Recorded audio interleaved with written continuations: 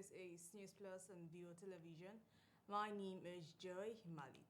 Well, many thanks for joining us. And the Socio-Economic Rights and Accountability Project has urged President Muhammadu Buhari to disclose details of the measures his government is taking to immediately and effectively obey the Supreme Court decision extending the validity of the old 200 naira, 500 and 1000 naira notes and directing the Central Bank of Nigeria to continue to receive the note from Nigerians.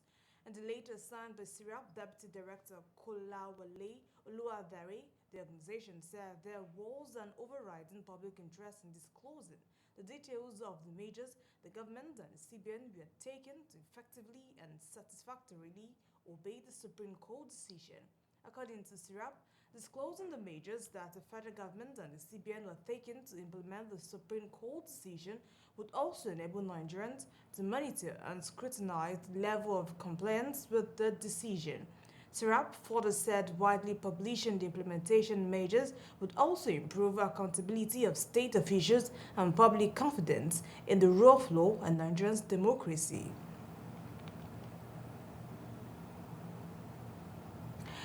Well, the Independent National Electoral Commission has banned all its employees found to be negligent during the February 25th general elections from engaging in the March 11th governorship and State House of Assembly elections.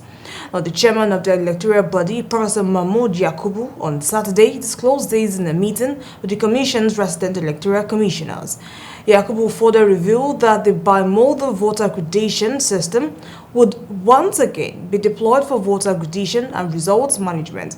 He, however, commended the efforts of Nigerians and the level of maturity shown by political leaders all through the election period. Still on the February 25th polls, INEC says it will commence presentation of certificates of return to elected members of National Assembly on Tuesday. Its chairman, Professor Mahmoud Yakubu, disclosed this at a meeting of the commission with resident electoral commissioners in Abuja. Yakubu said that the senators-elects would be presented their certificate on Tuesday, while members of the House of Representatives-elect would receive theirs on Wednesday. He said that in the February 25th elections, winners had also been declared for the 423 national legislative seats, while supplementary elections would be held in 46 constituencies. Yakubu said that in the Senate, 98 out of 109 seats had been declared, adding that so far, 7 political parties won senatorial seats, while in the House of Representatives, 225 out of 360 seats were won by 8 political parties. Well, the National Assembly candidate of the People's Democratic Party, PDP, representing Das Tafawa Balewa Bogoro Federal Constituency, Barrister Kefas Magaji, has expressed dissatisfaction with the results of the just concluded election as declared by INEC, alleging that it was maneuvered in favor of the All Progressive Congress. Barrister Kefas, who states this while addressing journalists in the House, said he therefore rejected the result and he will do what it takes within the law provisions to reclaim his victory. Our Bauchi State correspondent, Hawa Hassan, completes the report. Barely few days after the announcement of the Presidential and National Assembly result, candidate of the People's Democratic Party PDP representing the Tafawa Balewa Bogoro Federal Constituency, Barrister Kefas Magaji, has rejected the outcome of what INEC has declared free and fair election. Election was conducted on Saturday. Immediately at the close of polls, counting started. And by late evening, results started turning in. Surprisingly, however, Bununu ward, which is the host of the 3 local governments, their election results was delayed. By the next morning, which was Sunday, results were turned in from Bununu, from Das. Results were turned in from Bogoro. Results were turned in from the other 10 electoral wards of the local government. But Bununu ward, the result was not turned in until at about 6, 7 p.m. on Sunday, which was very unusual. Even though residents of Bauchi celebrate one of the most peaceful conduct in the state during the election, allegations like this continue to threaten democracy in Nigeria. From reports, they collated the results about 5 times. And surprisingly, the collation officer now for 5 times took the results to the collation center for the local government, and which is also the collation center for the 3 local governments. But the results were returned on grounds that the computations were not properly done. There were so many errors, and for the first time, instead of allowing the presiding officers, who are the masters of the election results in their respective polling units, to compute these results, the electoral officer for Tafawa Balewa took over the whole exercise. And at the end of the day, they built up the results that was not in consonance with the votes cast in that ward. Barrister Kefas Magaji rejects the victory of APC candidate Jafar Gambo as announced by INEC. And for me, we're taking up this matter before the election tribunal to make sure we pursue this case through the legitimate means and make sure we reclaim our mandate. However, calls on the people of his constituency not to be discouraged by the result, but to come out in mass during the forthcoming governorship and state assembly election to vote for PDP. Awal Hassan, Viewer TV News, Bauchi. Still in Bauchi State, the Independent National Electoral Commission management team has been called into question by the Bauchi State chapter of the All Progressive Congress regarding the conduct of the 2023 Presidential and National Assembly elections held in the state last Saturday. Well, the APC claims that the PDP government compromised security and INEC ad hoc electoral officers in the majority of polling places throughout the state. However, the All Progressive Congress demanded that the Independent National Electoral Commission chairman, INEC, immediately transfer the state administrative secretary and resident electoral commissioner during a press conference held at the party secretariat in Bauchi. Our Bauchi state correspondent Howard Hassan tells us more. The All Progressive Congress APC expressed its lack of confidence in INEC during a press conference with journalists held at the party secretariats regarding the conduct of the 2023 Presidential and National Assembly elections. This, according to the party, is because some INEC officials have been used as tools to manipulate the election. We have witnessed in some local government areas of Bauchi State where the INEC trained ad hoc staff were replaced with certain card-carrying members of the ruling party in Bauchi State, the PDP, who apparently manipulated the election process in favor of their party. Thus, they have, in some polling units, illegally cancelled the elections in APC-controlled areas. In order to promote transparency and protect the integrity of electoral processes, the APC chairman, who was represented by the party's legal counsel, urged INEC to redistribute some of its officials in the state. Having lost confidence in the management team of INEC in Bauchi State, we unconditionally demand for immediate redeployment of the resident electoral commissioner for Bauchi State and the administrative secretary of the commission to ensure transparency and safeguard the sanctity of electoral process. Nonetheless, the party says it rejects efforts by the state's PDP-led administration to undermine security and INEC's ad hoc electoral officers in the majority of polling units throughout the state. We have seen instances where the PDP government in Bauchi State used its machineries and traditional rulers to threaten the beneficiaries of conditional cash transfer programs by seizing their beneficiary cards until they vote for PDP candidates against their wishes. Otherwise, they risk losing their status as beneficiaries. APC further requested that INEC take steps to guarantee that all of its ad hoc staff receive enough training prior to the next election on March 11, 2023, in order to prevent reoccurrence of unwarranted and intentional violations. Awal Hassan, Viewer TV News, Bauchi.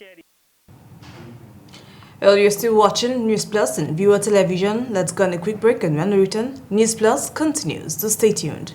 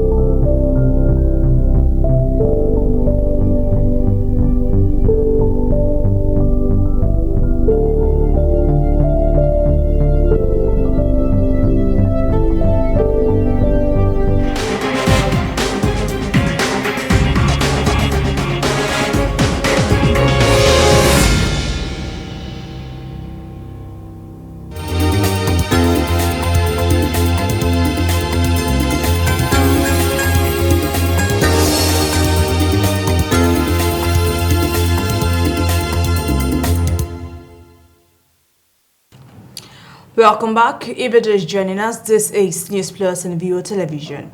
Now, troops of Sector 4 of Operation Wild Punch and Special Forces of the 167th Battalion of the Nigerian Army have cleared a bandit hideout in a fierce encounter in Kaduna State.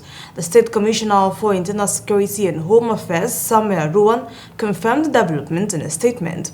Aruwan said the troops who embarked on a long-range fighting patrol to Kura general area in the Chicken local government area of the state, engaged and overpowered the criminals, neutralized one, while others fled.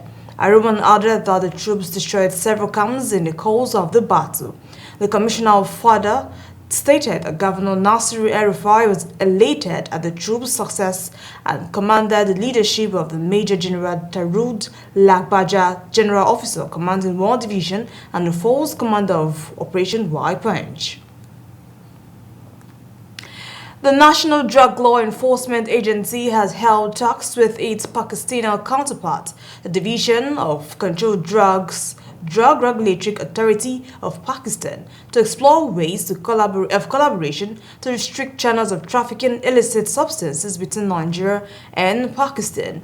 The agency's Chief Executive Officer, Brigadier General Buba Marwa, had approved the trip of a delegation comprising directors of the Commission to a meeting in Vienna, Austria, in February to discuss modalities on how both countries would end drug trafficking. Now, this was disclosed in a statement by the NDLA Director of Media and Publicity, Femi Babafemi. According to Babafemi, the strategic meeting, which brought officials from the two countries together to discuss their responsibility, was held under the supervision of the International Narcotics Control Board, which is focused on improved communication and exchange of real-time intelligence using modern communication tools. The United States Ambassador to Nigeria, Mary Leonard, has stated that the presidential polls of February 25th failed to meet the expectations of Nigerians. The ambassador acknowledged that many are angry and frustrated with the result, while some others are celebrating victories they believe were hard fought and well earned. She, however, commended Nigerians for demonstrating their dedication to democracy. Leonard therefore urged the Independent National Electoral Commission to promptly address the challenges that can be resolved ahead of the March 11th gubernatorial elections and to undertake a broader review of the problems that transpired during the last elections and what can be done to fix them. In addition, she urged INEC to share with the Nigerian public information about the actions it is taking.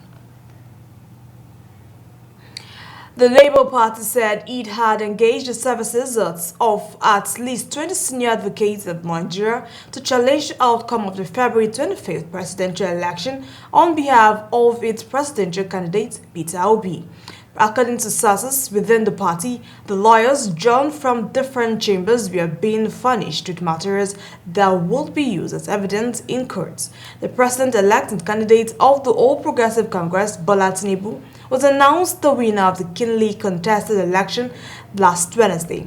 But Atiku and Obi rejected the result announced by the Independent National Electoral Commission, with each claiming at separate press conference that the election was fraught and with violence and massive rigging. The drama took a twist last Friday when the two major opposition candidates were reported to have approached the court to seek permission for inspection of election materials used during the poll. Well, a total of 1,670 Nigerian trained nurses were licensed to practice in the United Kingdom within 6 months, Newsman reports. This is according to the latest report of the number of professionals on the NMC register from April 1st to September 2022, obtained from the Nursing and Midwifery Council.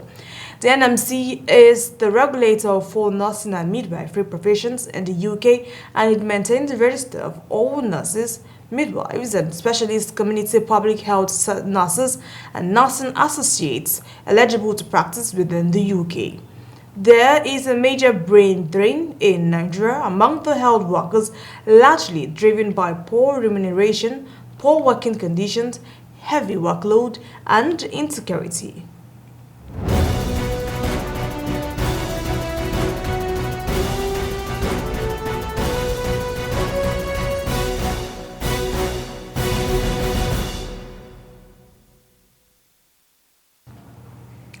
And the news around the world, hundreds of Tunisians rallied Sunday in defiance of a protest ban demanding the release of more than 20 prominent figures opposed to the president who were arrested in recent weeks.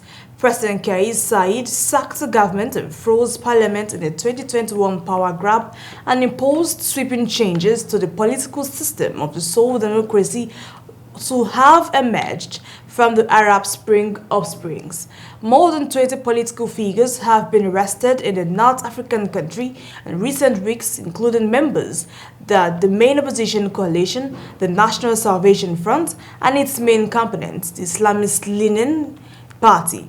Denouncing Said's power grab as a coup, the protesters defied a ban on demonstrations imposed by Tunisian authorities. According to a report gathered, dozens gathered by key bus and tramway station in central Tunis before charging police barricades to then march towards Habib Avenue, where the crowd soon swelled to more than 500. Well, almost 300 people returned from Tunisia to Mali and Ivory Coast after boarding repatriation flight, fearful of a wave of violence since the president launched a tirade against migrants. Last month, President Kais Saied ordered officials to take urgent measures to tackle irregular migration, claiming without evidence that a criminal plot was underway to change Tunisia's demographic makeup. Said claimed that migrants were behind most crime in the North African country, fueling a spate of sackings, evictions, and attacks.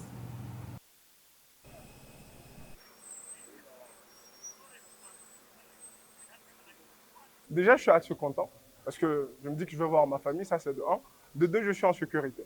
Personnellement, je ne sortais plus. Je restais cloîtré dans ma maison, je ne partais pas à l'école, j'étais enfermé carrément chez moi.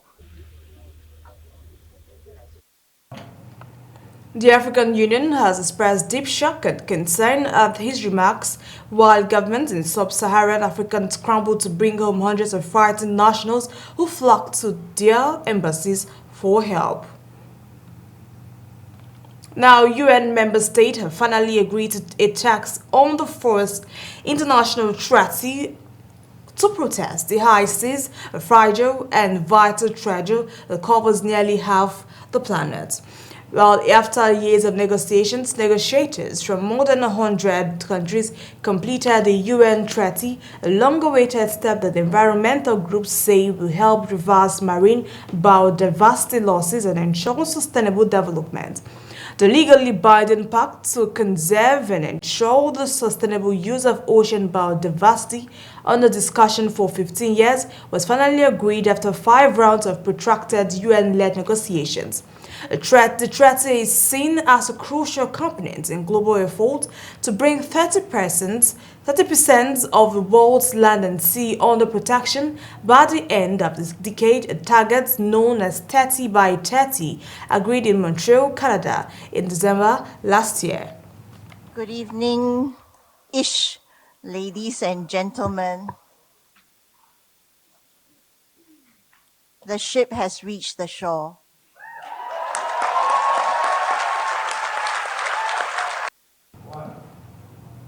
Economic interests were a major sticking point throughout the latest round of negotiations, which began on February 20th, with developing countries calling for a greater share of the spoils from the blue economy, including the transfer of technology.